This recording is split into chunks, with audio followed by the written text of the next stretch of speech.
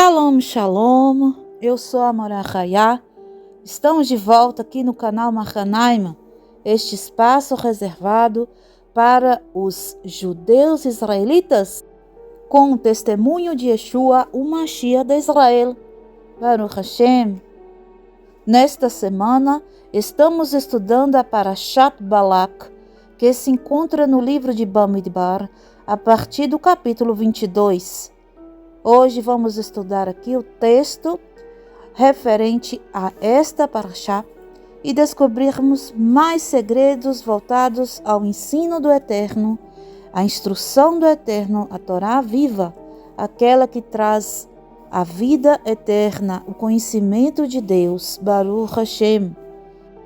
No nosso grupo, eu disponibilizei o link para o vídeo desta mesma Parashá do ano passado, onde ali eu trouxe, uma explicação de todo o desenvolvimento do texto da Parashá de forma resumida. Hoje nós vamos nos ater em alguns segredos para aumentarmos o nosso conhecimento deste ensino tão maravilhoso desta Parashá, Hashavua Balak, Baruch Hashem. A primeira coisa que notamos é que o nome da Parashá é o nome de um malvado, Balak.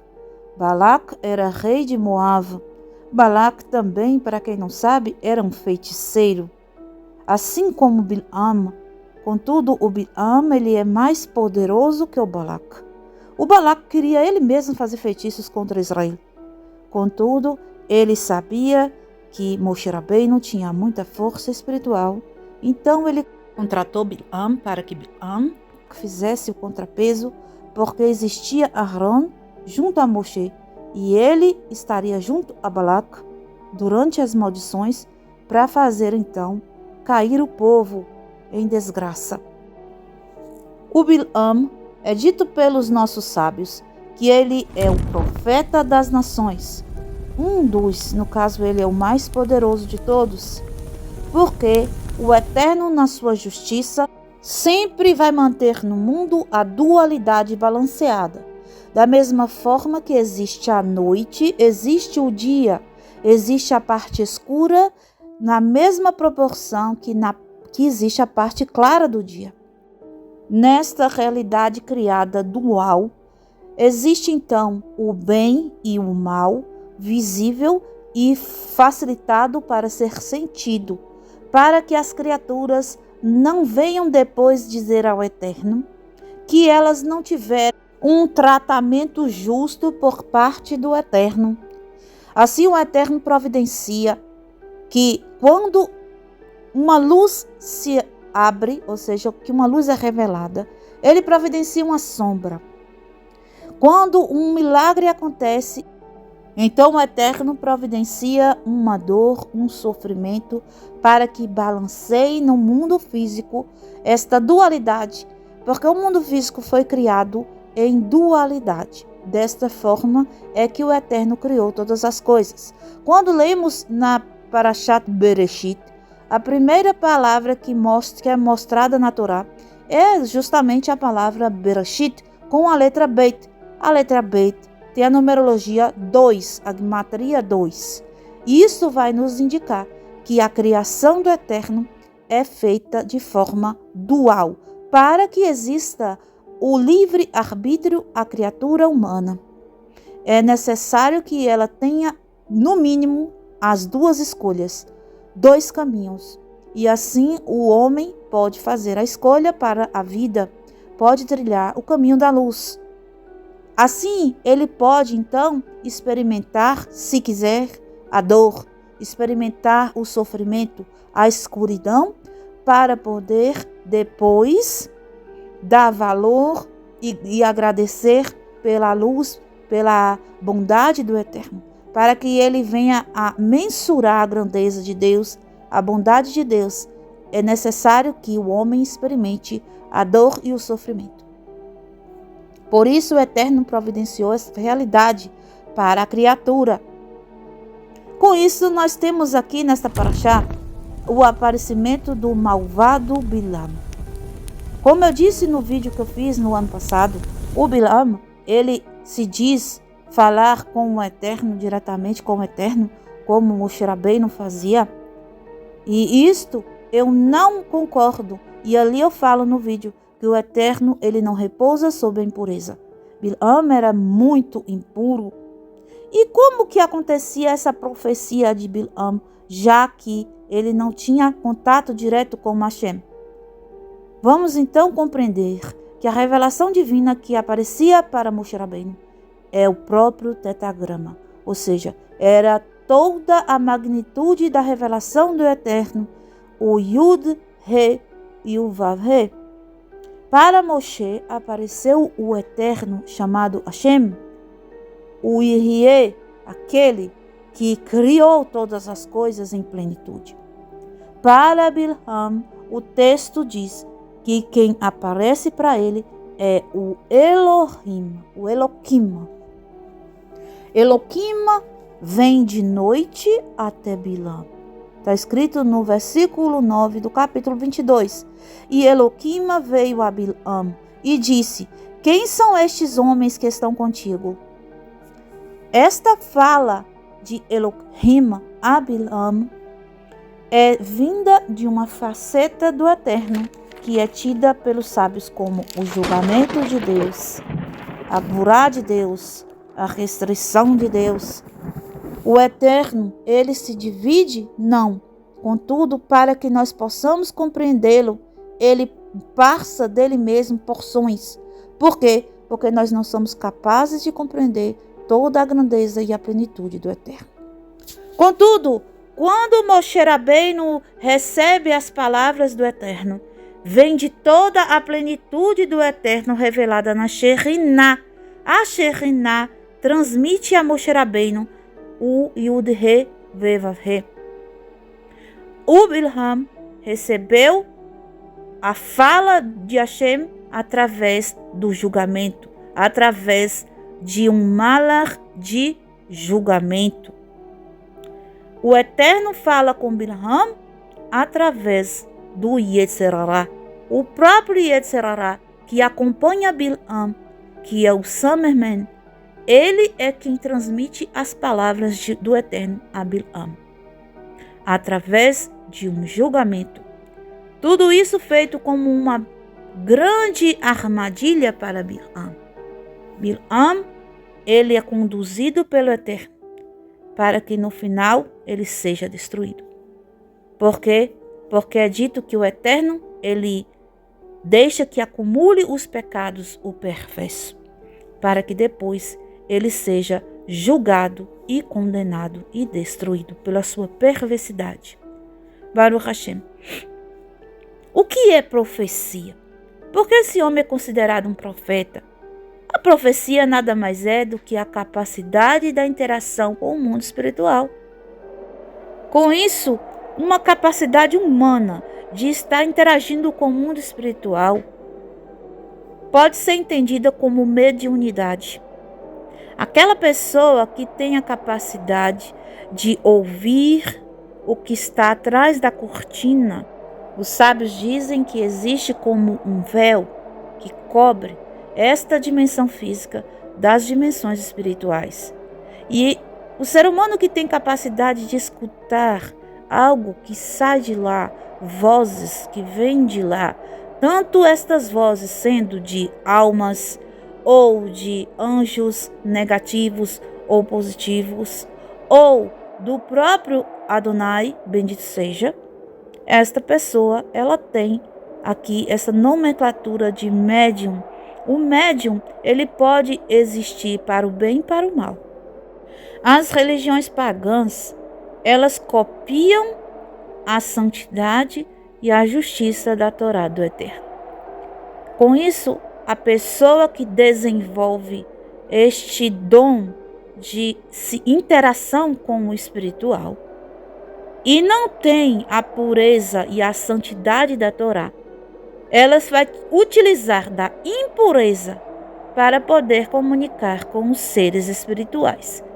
Que seres são esses? Podem ser, como eu disse, almas desencarnadas de pessoas que já se foram deste mundo. Nós temos um exemplo da feiticeira de Endor, ali, que Shaul o Melech, o rei Shaul, vai obrigar que ela chame Shmuel de volta dos mortos, e ela faz o trabalho de trazer a alma de Shmuel novamente para esta realidade, para que Shmuel fosse consultado por Shaul. Uma feiticeira, uma médium, uma profetisa das nações. Esta mulher utilizou então da necromancia, foi consultar os mortos.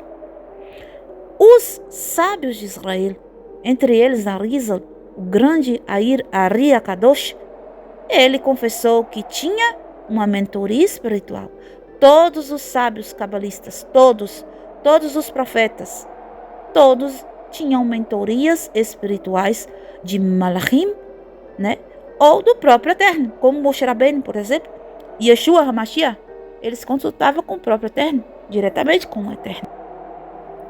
Então, esta interação do mundo físico com o mundo espiritual, ela acontece tanto para o bem, tanto do lado do bem, quanto do lado da maldade, da escuridão. O Eterno, ele mantém comunicação com suas criaturas. Ele se comunica para o bem com aqueles que buscam o bem. E ele se comunica para a derrocada, o mal, a morte e a destruição daqueles que buscam a maldade. O caminho da morte é escolhido pelo homem. O caminho da vida é escolhido pelo homem. O Eterno, ele está para um e para o outro. É dito que o Eterno não faz chover só para os justos. Ele faz chover para o perverso. O sol não brilha apenas para o justo. O sol brilha também para os perversos. O que quer dizer isso? Quer dizer que o mundo espiritual pode ser acessado tanto por pessoas malignas quanto por pessoas justas. Contudo, o que eu disse no vídeo anterior é que o Eterno, na sua plenitude e pureza, ele não entrou em contato com Bilam diretamente, assim como o Eterno fazia com Yeshua Mashiach e com Moshe Rabbeinu, com Aharon, com Shmuel, homens sadikim, puros santos diante do Eterno. Essas pessoas falavam direto com Kadosh Baruch Hu. Contudo, o malvado Bilam, ele, para encheu a boca dizendo que o Elohim teve com ele, e as pessoas ignorantes achando que ele tinha um contato direto com a divindade. Contudo, vou trazer para vocês no dia de hoje que o anjo, o Malach, que aparece para Bilam na estrada, que a mula de Bilam vê antes dele mesmo ver, é o Samerman. O Samerman, o anjo da morte, é que aparece ali para Bilam. O Samerman vem trazer o recado do Eterno. Sim, o Samerman é enviado do Eterno, é mensageiro do Eterno. O Eterno envia todos os malach. Todos os malachim são enviados do Eterno, tanto os positivos quanto os negativos. O Eterno utiliza dos dois braços. Ele utiliza do braço Elohim, que é este que a gente está citando aqui, e ele utiliza do braço Hashem, que é o tetragrama. Ele utiliza da Hesed e da Gvurah. O Eterno, ele utiliza tanto para o bem quanto para o mal as suas ações no mundo em suas criaturas, dependendo da escolha, do desejo da criatura. Se a criatura deseja o mal, esse mal vem para ela. Se a criatura deseja o bem vem para ela. Então, a depender do livre-arbítrio, da escolha, do desejo do coração do homem, o Eterno vai direcionar este homem para a vida ou para a morte. E para isso o Eterno vai utilizar os seus mensageiros. Baruch Hashem. Então concluímos que ter acesso ao mundo espiritual não significa ser querido de Hashem. Pessoas malvadas, feiticeiros malignos, como Bilam, podem ter acesso ao mundo espiritual. Inclusive, eles podem receber recadinhos e tentar burlar o futuro das pessoas. E nisso eles caem em desgraça. Por quê?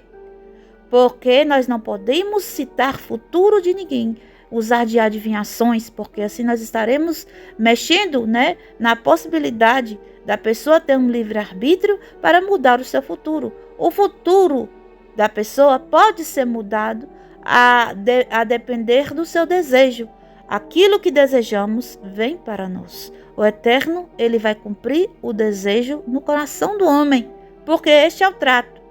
O homem deve ser livre para decidir entre viver e morrer.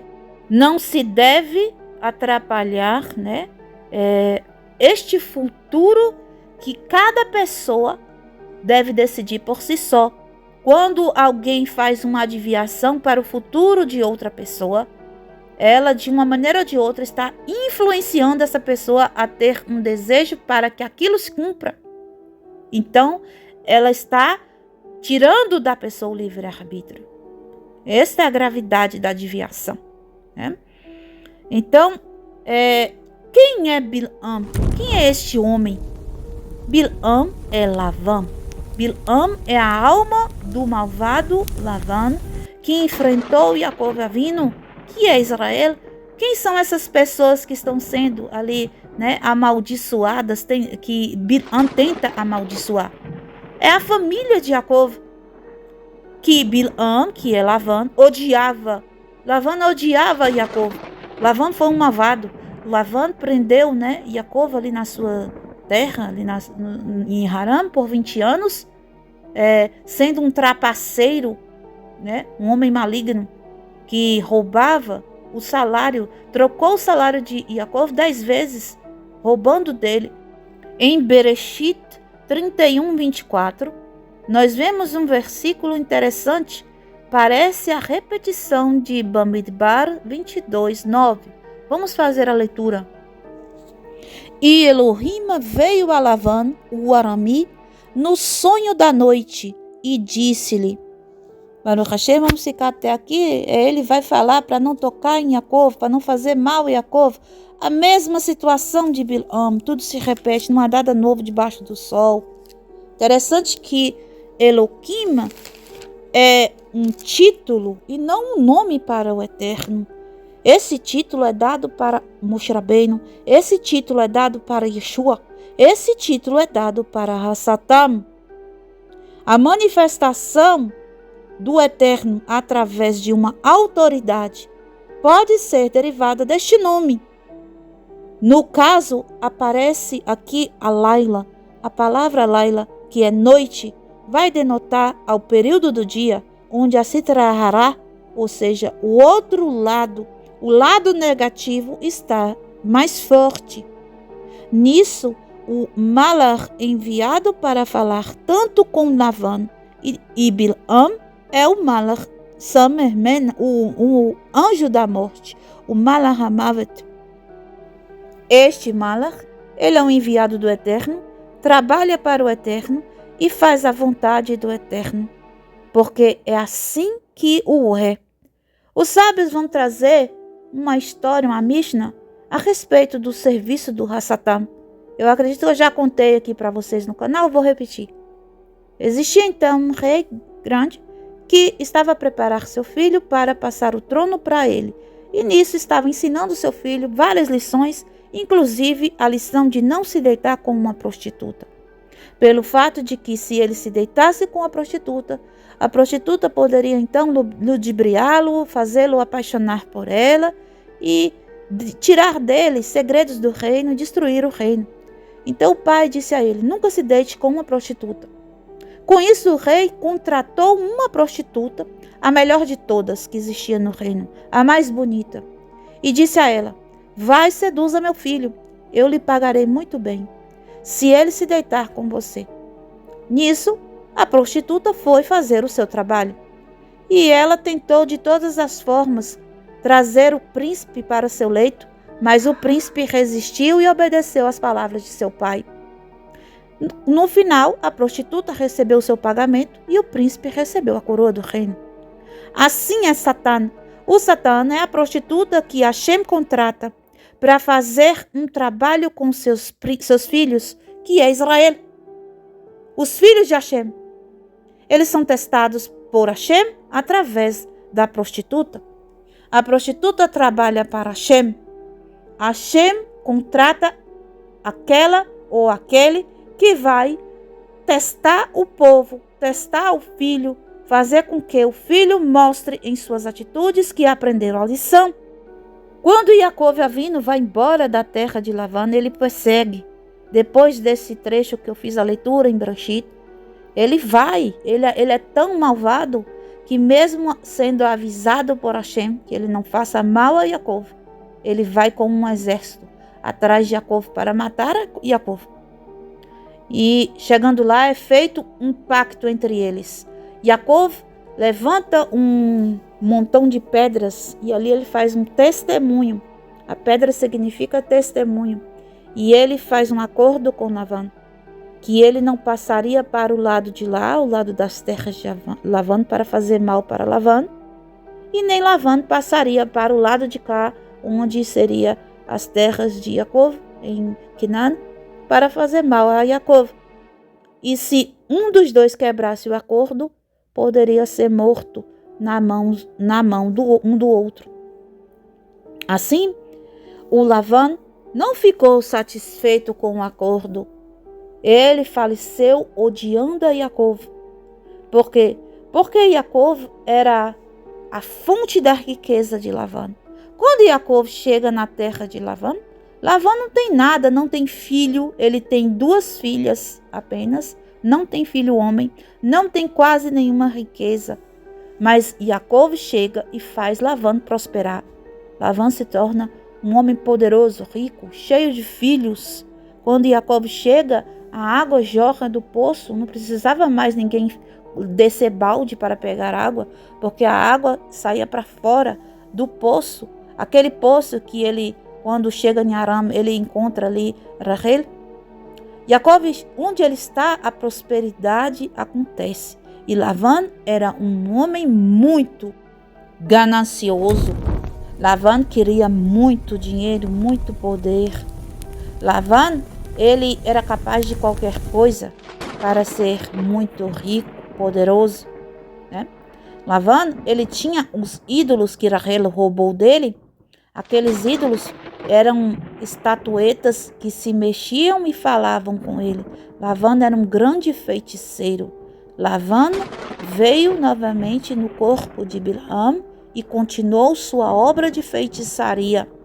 Lavan era um perverso e Bilam se tornou ainda mais perverso. Para que Bilam fosse mais forte que o próprio Lavan, Bilam arrancou o seu olho direito e deixou apenas que o esquerdo visse a realidade, porque com o olho esquerdo podemos trazer a morte e com o direito a vida.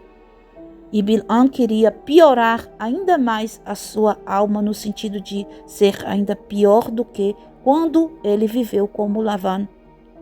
Lavan significa branco. Interessante que nós sabemos que a cor do Hesed é branco. Então Lavan, ele é o lado negativo da Hesed. Yaakov Avinu, ele teve que enfrentar o lado negativo da Gvurá em Esav, que era o vermelho, Edom, e enfrentar também o lado negativo da Hesed, que era o Lavan, o branco. Por quê?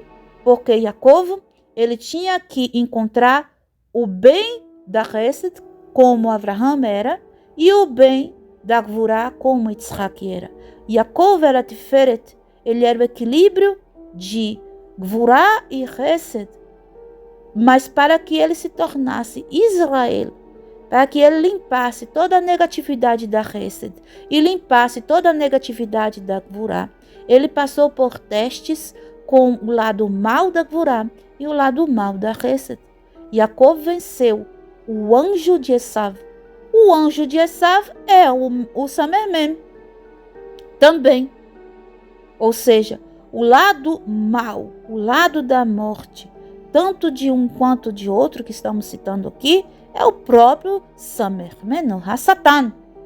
O Hassatan, ele é o príncipe da morte, da maldade, da negatividade.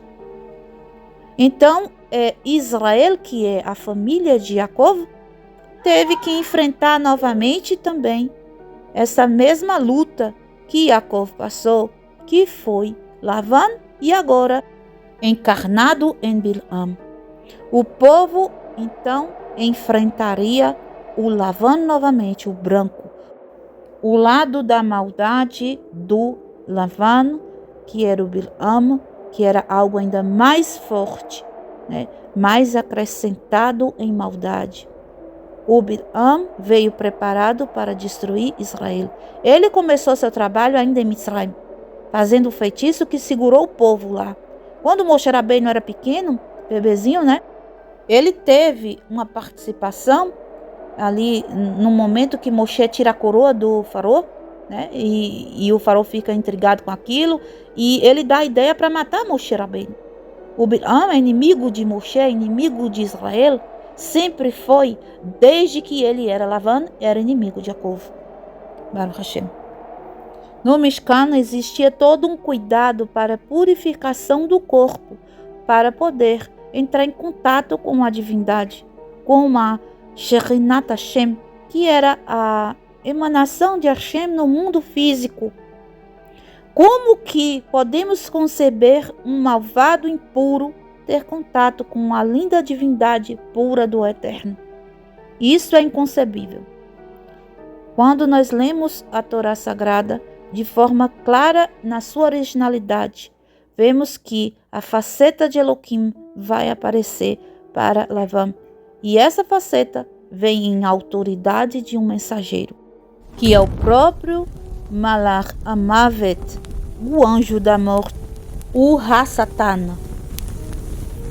Então, Moshe é chamado de Hashem, Moshe é chamado pelo tetragrama, Moshe é chamado pela Shekhinat Hashem. Moshe entra em contato direto com o Eterno, bendito seja a pureza do Eterno. Acha lugar em Moshe Rabbeinu. Moshe e Bilam, eles vão descender da mesma alma. Moshe é o lado positivo da alma de Hevel, quando Bilam é o lado negativo desta mesma alma.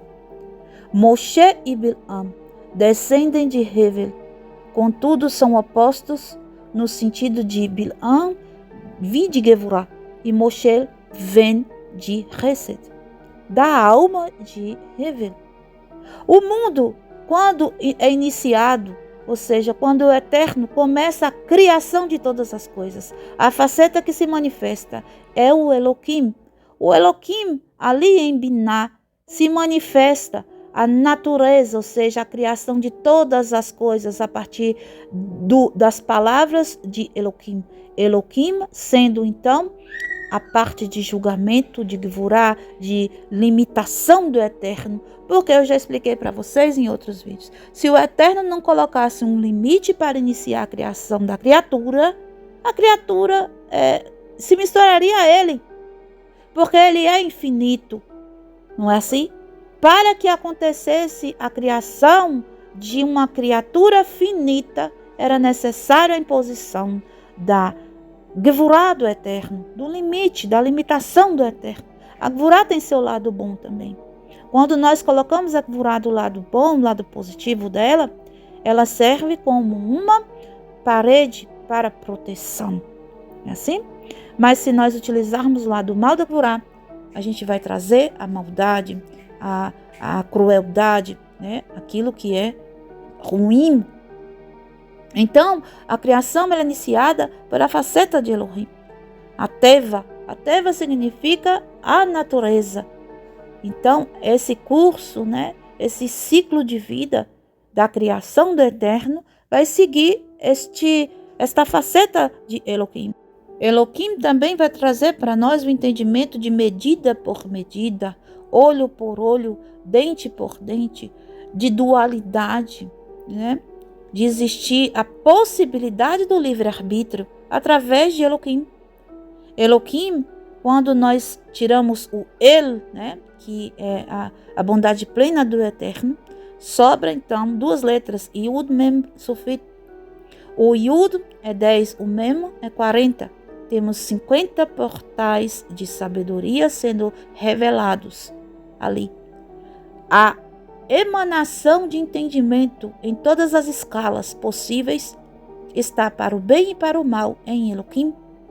Elohim é essa revelação do Eterno. E é isso que inicia toda a criação. Porque Elohim inicia a criação, Elohim, então, neste mundo, ou seja, nos mundos onde a criação do Eterno se iniciou, a partir de Biná, ela é a principal força, ou seja, demonstra uma força maior do que a Hesed, porque Biná, ela é anterior a Hesed, ela está superior a Hesed. Moshe Rabbeinu, ele vai ser a parte da Hesed, da alma de Hevel, e Bil'am, a parte da Gvurá. Com isso, Bil'am, ele é, entre muitas aspas, vamos aqui colocar estas palavras, ele é maior que Moshe, neste sentido, por conta da revelação de Elohim ser a primeira revelação neste mundo físico. Baruch Hashem. Com isso, o Bil'am tem essa força de Elohim, ou seja, tem essa força da Gvurá. Interessante que ele é convocado no sonho dele pela faceta do Elohim. Né? Moshe Rabbeinu é conduzido pela bondade do Eterno, por Hashem, né? Pelo tetragrama. E nisso, nós vemos, então, a força de Bil'am, mas ele utiliza para o mal. Ele não utiliza isso para o bem.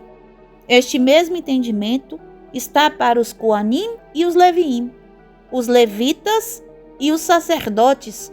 Os sacerdotes Koanim, eles descendem de Aharon. Aharon, ele se torna coluna de Hesed, coluna de bondade e misericórdia, para ser, então, assim, alguém que intermediará o povo com o Eterno para receber o perdão, a expiação dos pecados ali, no trabalho do Mishkan.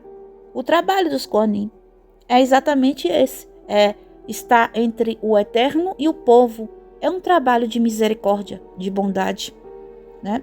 E os Leviim estariam para servir os Kohanim. Contudo, os Leviim, eles são Gevurá, eles são fogo. Nisso, nós acabamos de aprender aqui que neste mundo físico, a Gevurá aparece primeiro, porque a Biná, que é ligada a Gevurá, aparece primeiro na criação de todas as coisas. Os Leviim, então, eles tendo essa força, esse fogo, né, ardente, deveriam corrigir a sua alma, fazendo o trabalho de se segurar, assim como Yitzhak Avinu, ele deixou-se amarrar, ele sendo Gvurá, ele deixou ser amarrado pela Hesed de Avraham Avinu. Ele demonstrou a força da Gvurá, impondo limite a si mesmo, né? Yitzhak Avinu era um homem muito forte, tanto espiritualmente quanto fisicamente, mas ele se anulou, ele se segurou, ele deixou-se matar, ele entregou a sua vida, né, para o Eterno, pelo pedido de Deus. Ele deixou o pai, que era ali a carruagem de Hesed, amarrá-lo e até fazer o sacrifício, mas isso ele foi ressuscitado. Contudo, só para entendermos aqui a questão dos Leviim.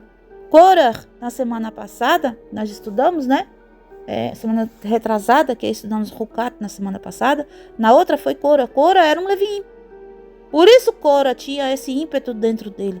Korah, ele dizia que ele era maior que Moshe Rabbeinu. E ele realmente era.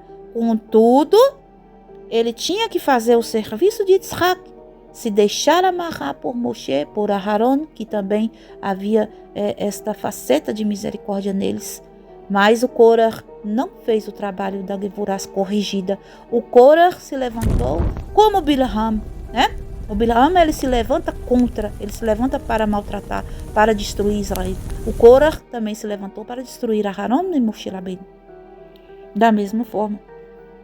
Trazendo para Mashiach e Yeshua no seu primeiro momento aqui, entre nós, no mundo físico, ele vem em Hesed, ele vem para ser Kohen Gadol, ele vem para fazer o papel de Aharon e o papel de Moshe Rabbeinu, o papel daquele que vai... Moshe deu a vida dele pelo aquele povo, assim como Yeshua, né? Cuidou daquele povo, rezou pelo aquele povo, trabalhou com aquele povo, ensinou a Torá pelo aquele povo, né? Entregou tudo que tinha, toda a vida, dedicou tudo àquele povo, pura Hesed. Aharon da mesma forma, né? Assim Yeshua, ele aparece no primeiro momento como graça, como Hesed. Ele vem como cordeiro, como uma lã branca, né? Como aquele que iria carregar a dor do povo, que iria se sacrificar pelo povo. Não é assim? Mas ele voltará. Ali, hoje no grupo, eu citei, que eu me lembrei do milagre do vinho, onde Yeshua está no casamento e ele fala para Miriam: o que é que eu tenho com você, Miriam? Mulher, não tenho nada com você, não chegou a minha hora ainda. Porque ela queria que Yeshua fizesse algo a respeito do vinho. E o que Yeshua quis dizer com não chegou ainda a minha hora? Porque ele estava já dizendo para nós o quê? Vai chegar um momento que eu não vou ser Hesed. Vai chegar um momento que eu não serei mais a água. Vai chegar um momento que eu serei vermelho. Vai chegar um momento que eu serei o leão. Eu virei com força. E assim nós sabemos que a Gvurá é mais forte nesse mundo e Yeshua dominará todo mundo com cetro de ferro. Ele será o bravo, aquele que suas vestes estará salpicadas de sangue. Sangue dos perversos. Baruch Hashem. Interessante vermos que o Bilam, ele vai fazer a maldição contra Israel. Além de olho esquerdo, ele utiliza as palavras. Ele utiliza a língua. Em um momento, ele olha para as tendas do povo e ele começa a louvar com o matovo. Quão lindas são as tendas de Israel. Aquilo vai nos ensinar que o que livrou o povo, o mérito que o povo teve diante de Hashem para que Hashem protegesse aquele povo, foi a tzniut do povo e a ausência de Lashon Hará nas tendas. O povo estava dentro das tendas estudando Torá, ao invés de estar lidando com a vida do vizinho. As tendas do povo não tinham janelas. As tendas do povo, a porta de cada tenda era voltada para o fundo da outra tenda. Ou seja, a tenda era organizada de uma forma que não tirasse a privacidade e que também não fosse tirado da tenda a tzniut. Ou seja, o povo era recatado. Naquele momento que aconteceu, a tentativa de Bilam em destruir o povo estava em santidade. Naquele momento o povo estava elevado. Eles estavam em estudo de Torá, cada um dentro de suas tendas. Não estavam preocupados com a vida do vizinho, Não estavam preocupados em comentar palavras de maldade, mas estavam em estudo de Torá. Suas bocas proferiam palavras de bondade, Então o povo estava ali com o mérito de serem protegidos pelo Eterno. Isso vai nos mostrar como podemos hoje nos livrar de Bilam, dos Bilam que podem acometer, os profetas das nações, que está cheio neste mundo, muitos que são utilizados pela Sitra Achara, pelo mal, aqueles que dão vazão aos espíritos malignos, que são canais de maldição. Como podemos então quebrar feitiços? Nós não podemos ter similaridade de forma com o feiticeiro. O feiticeiro tem língua má, tem olho mau. Então temos que ter uma língua boa, Lashon HaKodesh, palavras de bondade, palavras de Torá. E temos que ter um olho bom, utilizarmos o olho para desejar o bem para as pessoas. É dito que Rava lá no Gan Eden, ela olhou para a árvore e desejou. O olho é utilizado para desejar. Quando você olhar para alguém, deseje o bem desta pessoa. Procure não olhar no olho esquerdo das pessoas. Sempre olhe para o olho direito, se você tiver necessidade de olhar nos olhos de alguém. Não é bom utilizar a visão direta nos olhos de ninguém, porque a gente não sabe o que se passa nos desejos das pessoas. É bom que você não mantenha olhos fixados aos olhos dos outros. Assim você vai evitar feitiços. Os feitiços, eles são colocados através dos olhos e das palavras, certo? Então, o Ainará, o olho mau, e a Lachonará são formas de feitiços. Todas as pessoas que têm o costume da Lachonará são feiticeiras. E todas as pessoas que têm o costume do Ainará, de invejar os outros, de desejar o mal do outro, né, são feiticeiras. Muitas vezes a pessoa comete um pecado grave de feitiçaria e nem sabe que está cometendo. Então esta paraxá vem trazer para nós todos estes ensinos, né? Acontece a queda do povo através, né, da questão das moabitas. Da ideia, né, a língua maldita daquele homem, né, que sua memória seja esquecida, dá essa ideia ao Balac de utilizar das mulheres para seduzir os homens de Israel. Não vou me ater nesse assunto porque já falei no outro vídeo e também falei um pouco no vídeo da Brita Hadashah.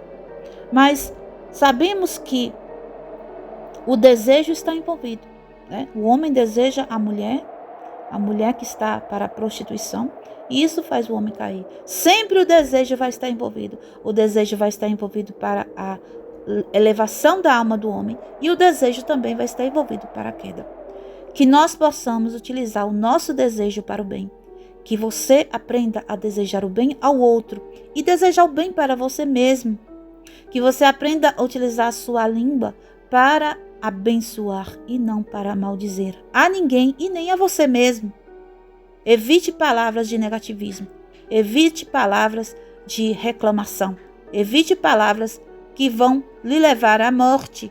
Utilize a sua boca, a sua língua para elevar a sua alma, para estar trazendo uma proteção a você e a sua casa, porque aprendemos daqui que a Tzeniut e a Lashon HaKodesh das tendas de Israel trouxe a proteção para este povo.